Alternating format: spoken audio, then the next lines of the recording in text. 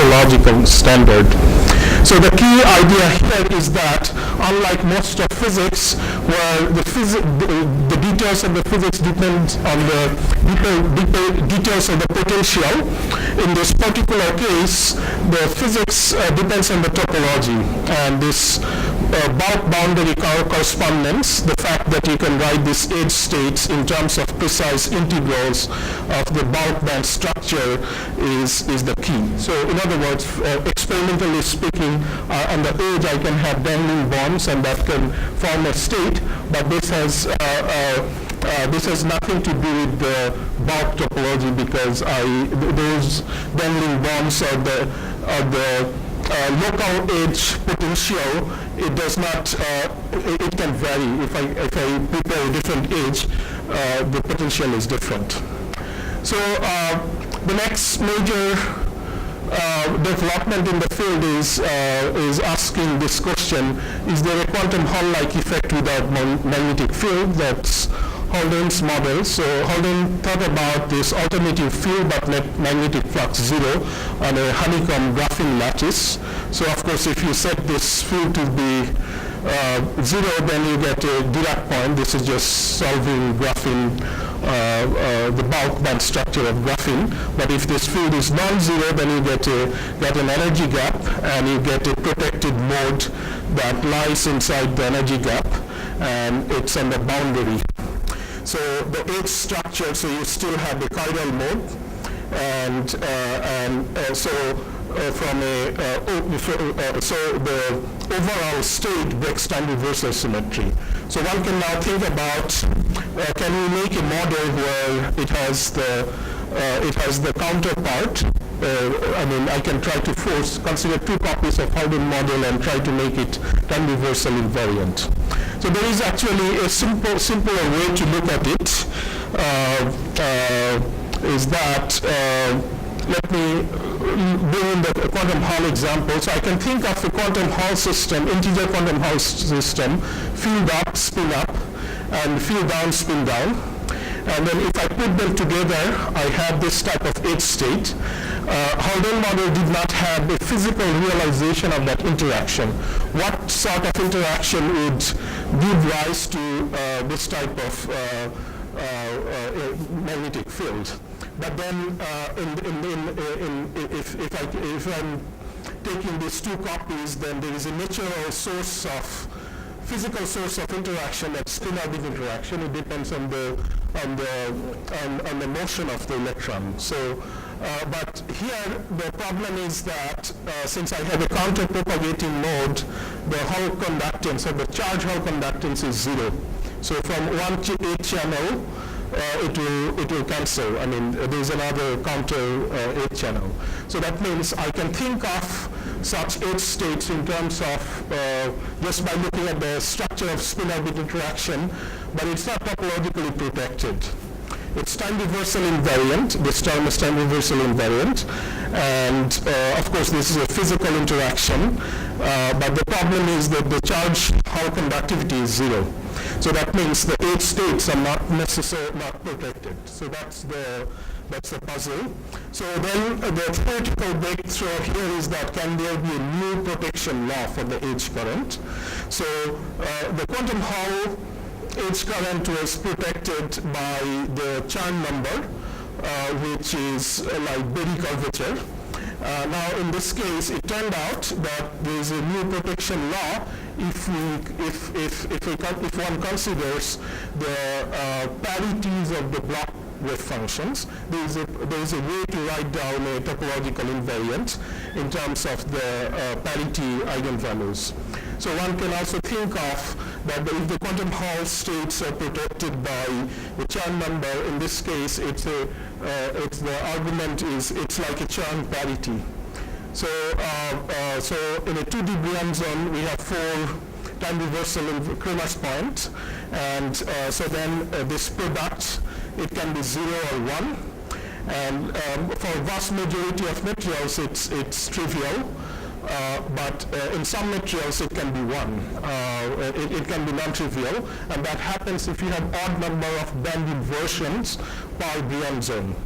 So that means in order to find non-trivial value of this topological invariant, one has to look at heavy atoms, large heavy atoms with large spin-orbit interaction, but not too much interaction. Then you can also invert even number of bands. I'll show one example where that happens. Too much spin-orbit is not good either. In 3D, there are 4 Bauer-Kramers points, so there are 4 Z2 invariants. So the 3D state is characterized by these 4 invariants, and since the invariant has 2 values, so there are 16 topological phases. This includes the trivial phase when all the invariants are 0.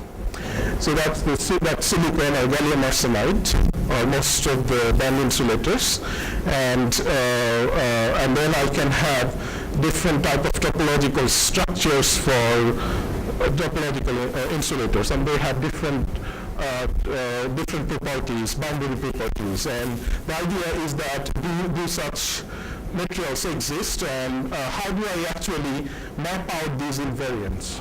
So people working on superconductors, it's similar to asking the question, what is the order parameter of a superconductor? Is it a P wave, D wave, or S wave? There is a broken symmetry and there is order parameter. If I can map out, then I know some of the microscopics of the system. So the topological insulators are they're a weakly interacting system, so the key idea is to figure out this topological order parameters or invariants and classify them, just find them. I mean, take a material that has band inversion and figure out which topological class it belongs to.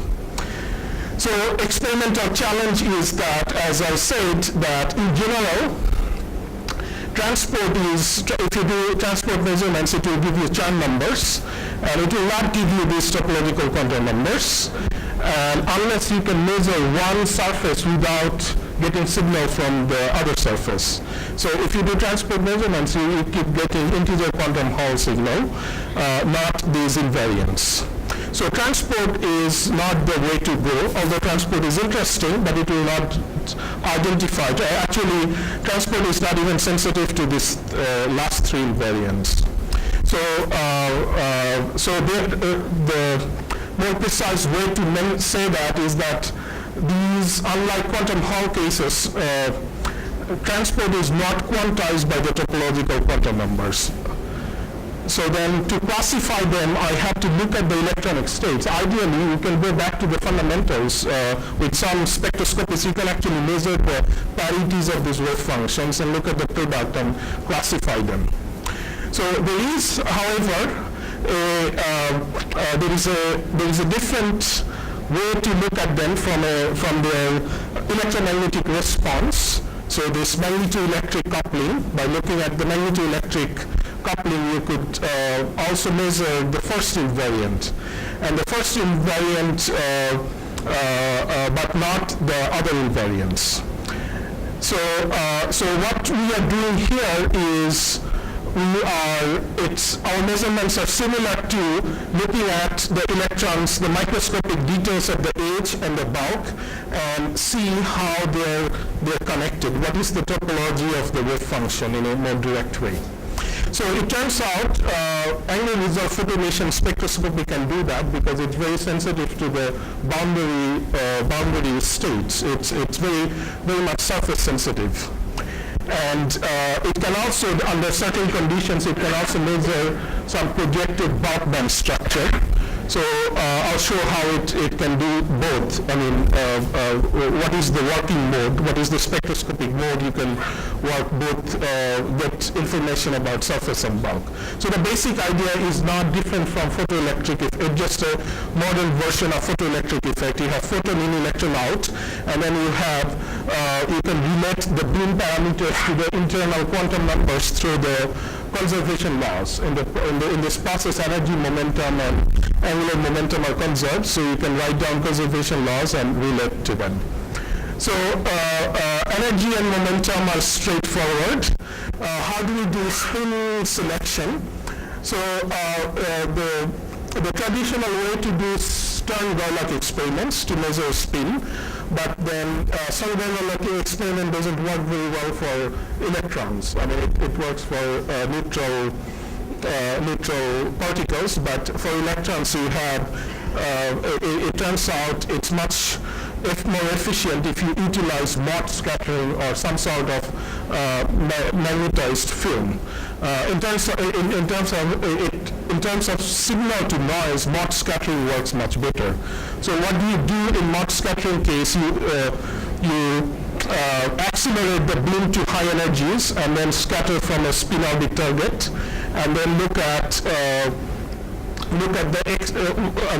you can think of it as like extrinsic spin Hall effect. The spin-dependent scattering will isolate the spin states. And what we are interested in is just the difference signal. So in some way we're interested in the polarization, not the details of the 3D spin vector. Okay, so the first of these materials we looked at, in fact we were, before these Bismuth-based materials, we were working on the sodium cobalt oxides, which has this large thermopower. Bhaskaran has worked on it.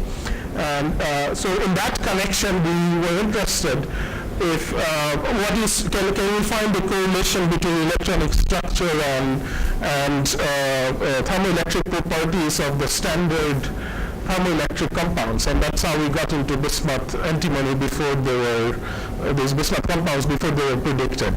So the difficulty we were having is that no matter what we do, we cannot get rid of the surface, some sort of surface states. So there is no obvious way to correlate the thermoelectric property to the bulk band structures. So how do we know that we're observing surface state? So what we do is that this compound has a three-dimensional band structure, so you have a three-dimensional Bion zone. So we can change the photon energy to scan in the third direction, KZ dependence. Look at the KZ dependence, and what we see is that it always has some signal at the Fermi level that's independent of KZ, and then at higher binding energies, the signal is strongly dependent on KZ. So these are the bulk-like states, and these are two-dimensional states. Okay, so now if I just focus at the Fermi level and see what is the nature of these two-dimensional states, what we see is that on the surface of a bulk band insulator or semiconductor, there is a nice Fermi surface. So this Fermi surface is there, and what is interesting is that unlike other surface states, it's very, very robust in the sense that we cannot annihilate out or do apply other methods to cure it. So this is one of those very robust surface states. So now the question is, by looking at the Fermi surface, can we tell if there is something unusual about it? It could be that there are so many surface states in so many materials. What is unusual about it? In order to see that, we have to look at the spin. So once we apply the spin dependent, we apply the spins to these bands, we see that if we go around the pocket, then the spins, the net polarization is not changing.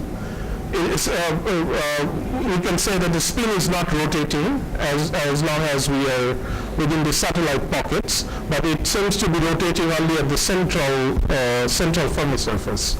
And you can see that that is consistent with the dispersion relation, that this is spin down. This if I raise chemical potential, they have to connect, so they cannot have different spins. So we know that this. Pocket it also rotates. Yeah, pocket to pocket rotates, but within the Fermi surface it doesn't rotate. Right.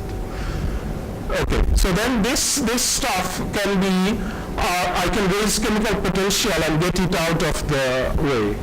So I can make it vanish. but I cannot make the central Fermi surface vanish. So we decided to look at the spin signal in more detail near the central Fermi surface. So what we see is that K plus is spin down, K minus is spin up, and this is always the case no matter what cut we take on this Fermi surface. And by looking, so this is time reversal invariant, K plus spin up, K minus spin down. So the samples are not magnetic, so that's consistent with thermodynamic measurements. So what we then do is that we look at the angles the spins make with the Fermi surface, and that allows us to look at evaluate the geometrical phase in a systematic way. But conceptually, it's simple that I can think of taking a spin and move it around a closed loop in a parameter space. In this case, I'm moving it in a K space, and I make a 360-degree rotation, so I pick up a pi geometrical phase, right? So what is strange about this Fermi surface that there is a net pi phase in the Fermi surface as opposed to 2 pi, okay? So, as I showed, that you can raise the chemical potential and get rid of the pockets that are not contributing to a geometrical phase, overall geometrical phase. So this is how we got from bismuth antimony to bismuth selenite, which also has a larger band gap. And so in this case, it's nice that the pocket that creates this, that gives you the non-trivial geometrical phase or Berry phase, is the one that only the pocket survives. The Dirac pocket survives. The other satellite pockets disappear. They don't contribute to Berry phase. They disappear, so they're irrelevant to the non-triviality of the surface.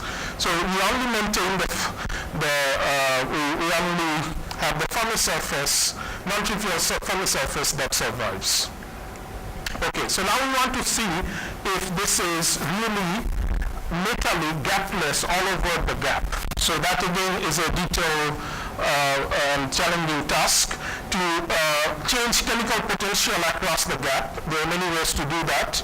Sometimes we do that by bulk doping, sometimes by surface doping, and move chemical potential in and out.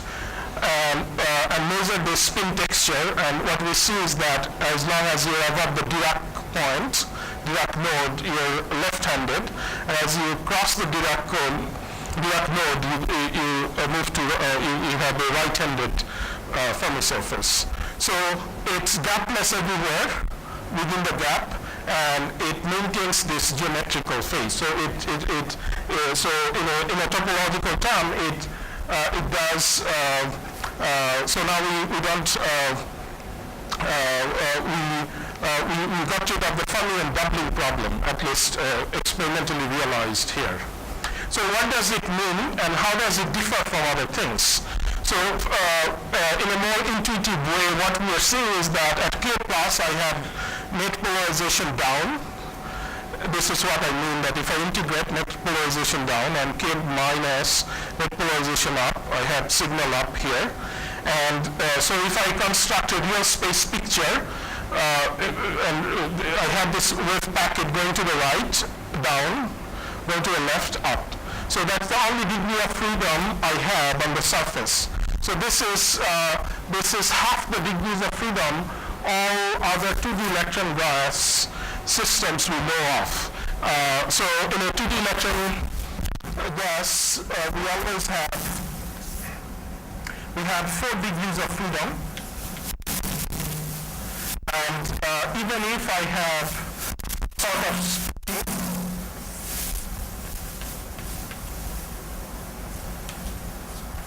I always have 4 degrees of freedom. So I have the reduction of degrees of freedom, and the consequence is quite remarkable, that now the spin and momentum has to be locked. There is no other way out, because the system is time reversal invariant. So this is the remarkable thing about topological surfaces, that the spin and momentum are kinematically locked, and it's locked by the topology of the bulk band structure, and there is no way out of that, as long as time reversal symmetry holds. So this apparently simple result has this profound implication. So now if I consider the full 2D electron gas, I have such pair in all directions, and it's not just on one of the surfaces, also on all boundaries, all surfaces, side surfaces. And now on the edge of a three-dimensional topological insulator, there is no universal behavior. So then I have it's only this Kramer's pair that is defining it. And then if I have if I have more surface states, then it goes as mod 2. The protected part of it goes mod 2. So that's how it's Z2 topological insulator. Okay, so now it has a lot of interesting consequences. Like, for example, if let's say on the top surface I have this left-handed chirality, and then bottom surface I have this right-handed chirality. Now I have this chirality inversion leads to this type of momentum structure. And if I can bias this side positively and this side negatively, then I'll have a topological defect. And this topological defect, just like, it's like a soliton, but then it has the fractional charge. Okay, so far I'm talking about what happens near the node. Now, what is the physics as I move away from the node? Is there a topological signature for that?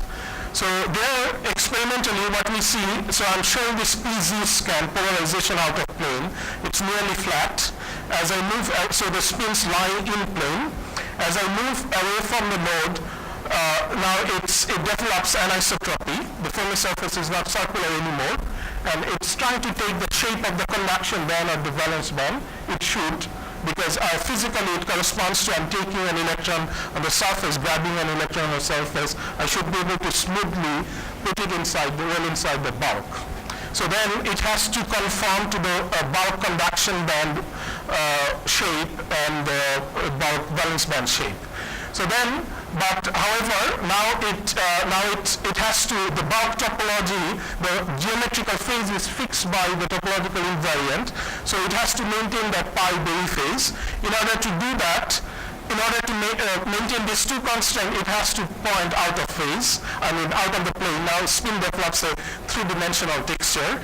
And now we can see that in the PZ scans, we started to see these large signals.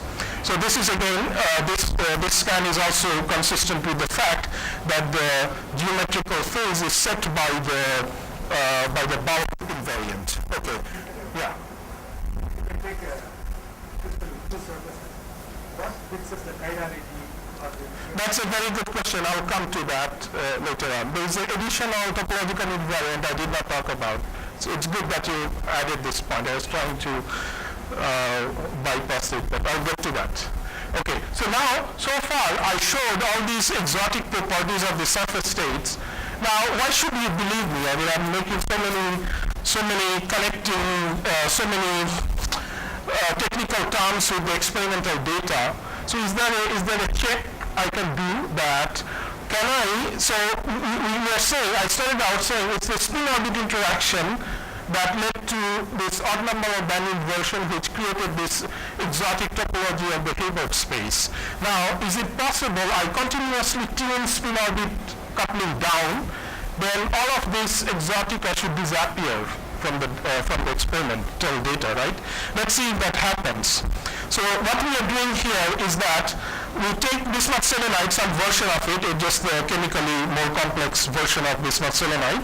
So I have a Dirac cone, it has this spin texture, it had left-handed chirality, and it had, I called it a half Dirac gas because the the half the degrees of freedom is on the bottom surface. So that's how it gets rid of the fermion doubling problem. So then, now if I change selenium by sulfur, if I reduce the spin orbit coupling by replacing selenium with sulfur, then at some point I should be able to get rid of the inversion. I should be able to recover a trivial regime where the surface state should disappear. So this is what experimentally we see. when I start to reduce selenium content and increase sulfur at the expense of sulfur, the surface states have disappeared. And now if I do the spin measurement, if I repeat that, then I see that now each k value has 2 spin states. So this is just the good old conduction band. This is my good old valence band, and there is no surface state there. There's nothing in the gap. So in other words, if I lower chemical potential, my surface is now gapped. It's insulator. Bulk is insulator, surface is insulator. Right? So there is no protective metal on the surface when I got rid of this topological twist by getting rid of the band inversion. So now I can look back as I increase spin orbit, this gap is closing. So the spin orbit gap is closing. As the gap is when it's completely closed, the surface states are appearing.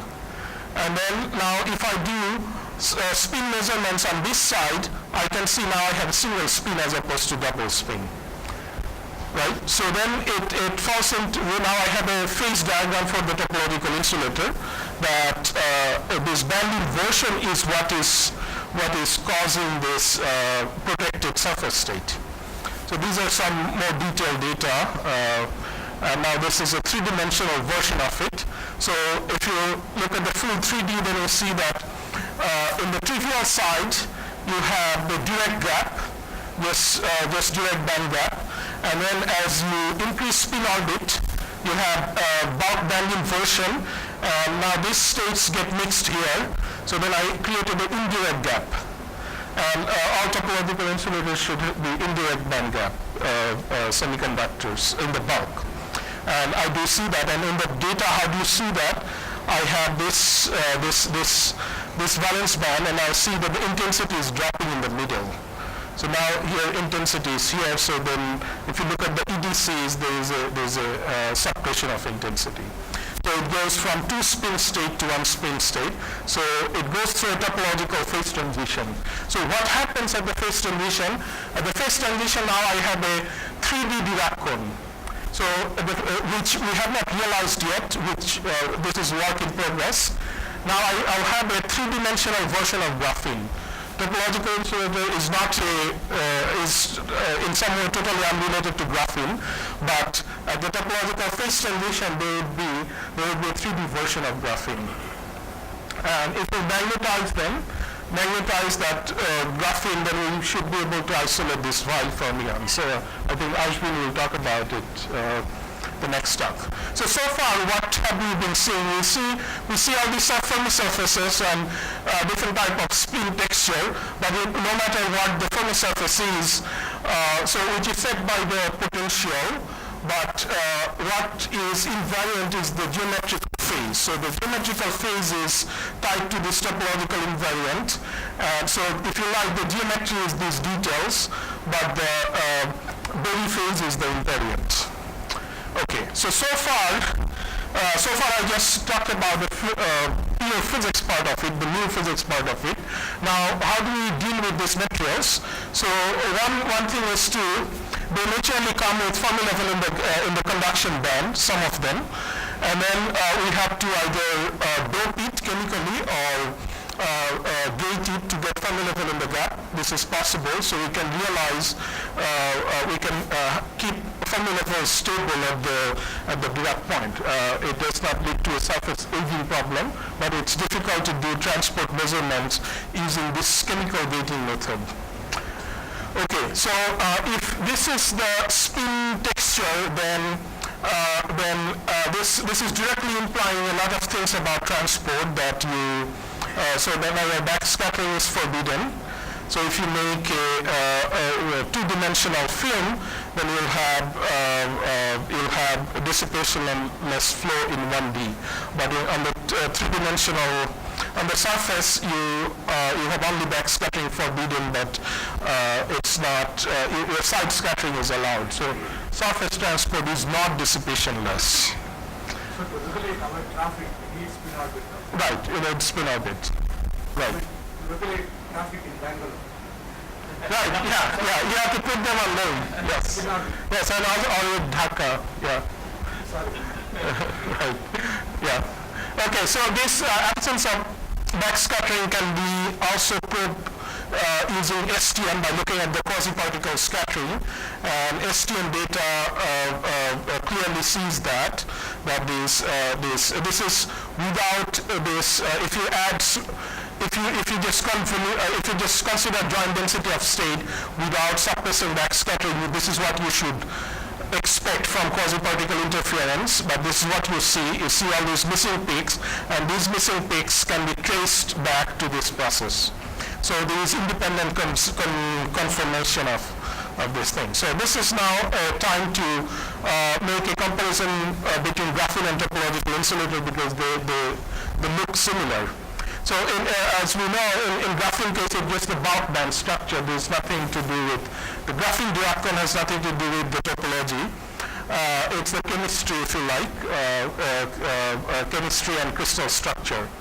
And in the topological insulator case, you can see that the surface states may come in many different forms. They may not immediately look like graphene, but sometimes they can be made to look like graphene. This is what we did in bismuth selenide, which sort of popularized the topic that it looks like graphene. But the main difference is that I have a spin momentum locked to the electron gas. Here I have 4 degrees of freedom. I have the spin and value degeneracy. But if I do transport, which is beginning to be possible on the topological insulator surface, transport is not going to be fundamentally different from what you expect in graphene. What is going to be fundamentally different is the proximity effect. 5 minutes? Okay. So the proximity effect, and so the next interesting thing is to consider, can we see proximity effect in this on these surfaces? So I will bypass transport and go to proximity effect. Since I don't have much time, so let me jump to that. So such proximity effect is difficult. It's not possible with the quantum Hall state. The 3D topological insulators, for the first time, we can study this magnetism and superconductivity together. So the new frontier is to study topological order and broken symmetry, their competition and coexistence. And there is enormous progress along that line. And there are many groups working on it. I don't have time to go over quote them all, but there is a lot of development. You can see that on the surface of bismuth selenide, there is now superconductivity, quantum Hall effect, fractional quantum Hall effect, topological phase transition, magnetism, all of condensed matter physics is being done on the surface of bismuth selenide. So one proximity effect is the magnetic proximity effect that will give you a magnetoelectric effect. And very recently we have succeeded in showing that the spin texture really breaks down reversal symmetry when you magnetize. Let's say if you dope with zinc, you don't open a gap. If you dope it with manganese, you can open a gap. And as you increase magnetic impurities, now your backscattering is allowed, you open the gap, it increases. This gap is also time dependent. In an interacting system, you should have time dependence. And then more critical signature of magnetization of a topological insulator is really spin texture. This is something very new results we're writing up now. That now we see that it has this hedgehog-like configuration in energy momentum space, as opposed to this Dirac cone. At the Dirac node, you have a degenerate spin. So this is very, very exciting because now you can now look at the magnetoelectric quantization, this axial and theta field and all of that stuff. So this is very new. I have not posted yet. So it is possible now to magnetize a topological insulator, and we can even measure the magnetization response. And there are other ways to open a gap. These are extrinsic gaps, and by doing spin texture measurement, we show that the extrinsic gaps their spin texture is different. So this is a real magnetic gap. This is not a real magnetic gap. Okay, so I'll take 2 minutes about the progress in the superconducting proximity effect. And superconducting proximity effect is interesting in the Majorana fermion point of view. Now that I showed that in the topological insulator you have a 2D electron gas with half the degrees of freedom. So if you have superconductivity in such a 2D electron gas, you have half the Cooper pair. So on the vertex of such a half superconductor, you get a Majorana fermion. There are other ways to get Majorana fermions. So not only that, if you dope copper into bismuth selenide, you get a transition that's reasonable, around 4 Kelvin transition. The samples have improved now quite a bit. And at the Fermi level where superconductivity appears, the spin texture is there in the normal state. So that means you can induce proximity effect in there. And there is more recent development, not from our group, but there is a group in Japan. On those group, they're doing this point contact measurements, this tunneling conductance. They can see the zero bias conductance peak. We're also working along that line. So why is this interesting? It could be example of it could be realization, first experimental signature of Majorana fermion is because if you can take the band structure of this superconductor, it falls into the right regime, this Dirac mass and chemical potential ratio, it places it in the right regime for the phase diagram. And so initially we were trying to do this, we're trying to work with this material to make, to do a full plane type proposal, this TI superconductor interface, and we're trying to bypass that by doping part of the topological insulator, but it turned out to be more interesting that it might be the first topological superconductor to start with. It has the right band structure and right parameter regime for that, and there is some initial development that there is a zero bias conductance peak. But the catch is that we still have to confirm that what is the order parameter symmetry. If the order parameter symmetry is odd parity, then it makes a case for it would be an electronic analog of superfluid helium-3. Okay, so I guess I have a minute or less. Okay. So then, meanwhile, the sample quality of the topological insulators are also improving, and in fact, the Foucault proposal is also directly becoming, it should be possible to even realize the original proposal for that, because now the samples are becoming far more insulating, and this is like 4 orders of magnitude more insulating. You have natural Fermi level in the gap, so the transport is also becoming possible. But I think the proximity effects are far more interesting, because transport will just give you some Dirac fermion physics. And there are other candidate materials we're searching through for possible more exotic topological as candidates for more exotic topological superconductors, and I'm hopeful that some of these will turn out to be topological. And another direction we're pushing is that this emergent physics in topological Mott insulators, where your spin orbit and Coulomb mu are similar.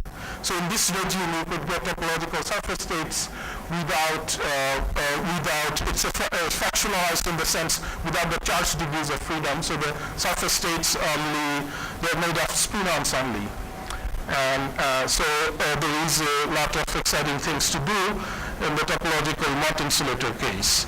So I think what is happening is that in the next few years, now there is proposal for topological condensed insulator. So all the phases of matter we know in condensed matter, we just add topological and find a new version of that. And there is look at the boundary modes and look at the edge states. And so I think this is emerging as a really exciting field of condensed matter physics. So I actually compressed 2 lectures into this talk. It's like a summary of this thing, but this is what I wanted to get across, that you can do topological physics and proximity effect through spectroscopy. That was not possible with the quantum Hall type of thing. We showed that there's a new type of 2D electron gas in the surface. There's topological phase transition responsible for it, which is equivalent bulk boundary correspondence here. And there is a lot of excitement, new frontiers opening up through ferromagnetism, antiferromagnetism, magnetism, and superconductivity induced reduced into a topological matrix, and there is a lot of promising results for a topological superconductor case. And much of this stuff is in these review papers. And actually, this review paper, the last data included was in 2009, and I have received a new commissioning from RMP. The field has grown in 2 years so much that the RMP is asking us to write another review of modern physics. So there is a really exciting, all these developments there. Thank you.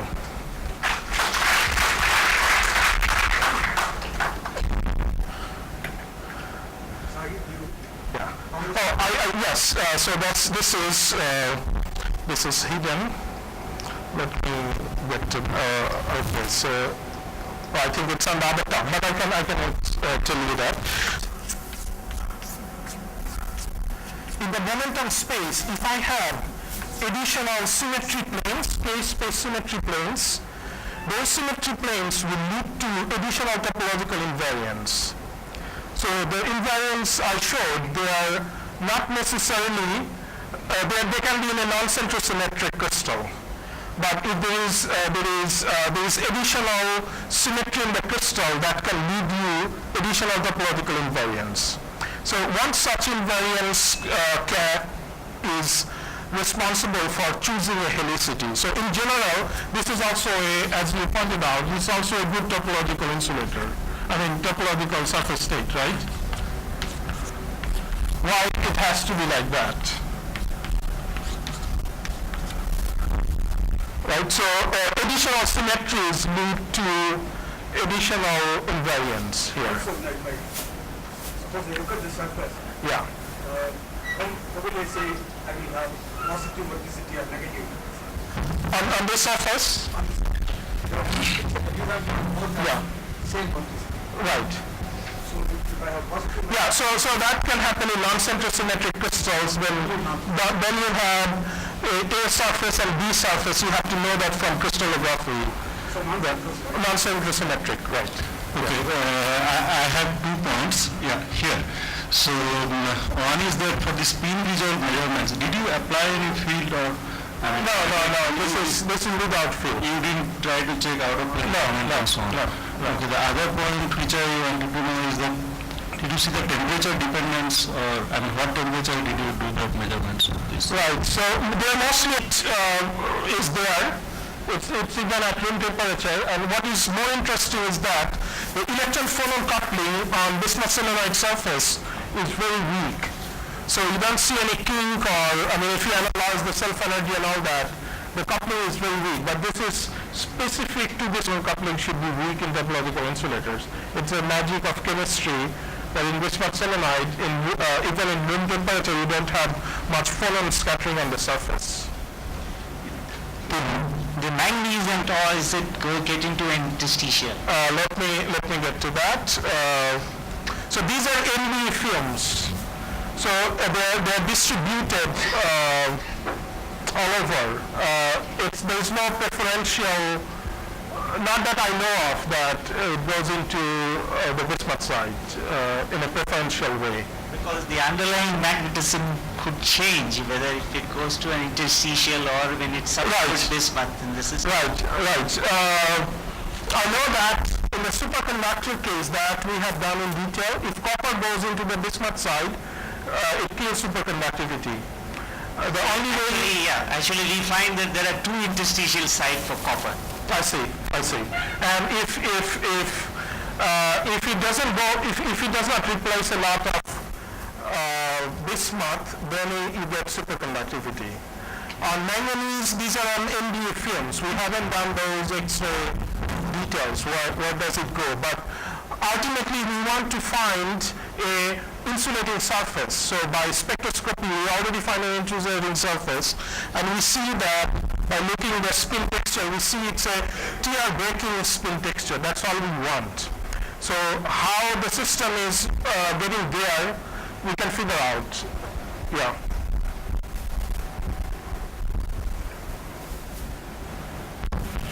So that is copper to bismuth 7, Yeah.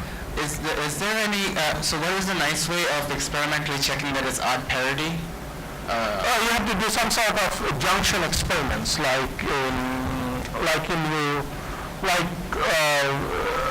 some sort of Josephson junction type experiments. You have to figure out the right geometry for that.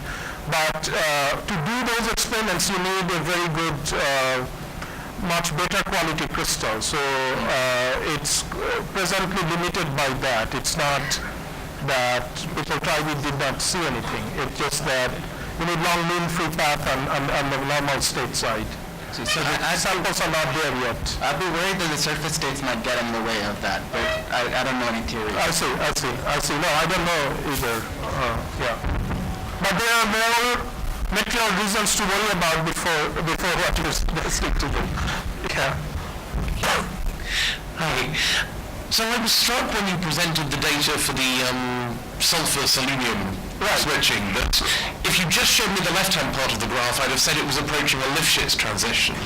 Is there any reason why the transition between the two types shouldn't happen as a pair of Lifshitz transitions separated in doping space?